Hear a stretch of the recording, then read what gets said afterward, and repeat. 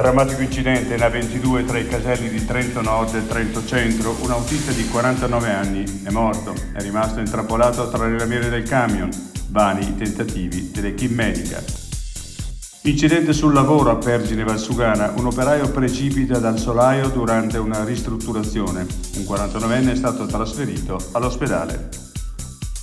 Liste d'attesa, il Trentino annaspa. Per Agenas, dalle TAC alle visite cardiologiche va peggio che in altre regioni d'Italia. A scuola sempre più banchi vuoti, dagli 11 alunni alle primarie di San Martino di Castrozza ai 6 bimbi di Luserna. Il Trentino alle prese con il calo demografico. Restituita l'antica insegna della distilleria alpina. Era stata rubata, ora potrà finalmente tornare al suo posto.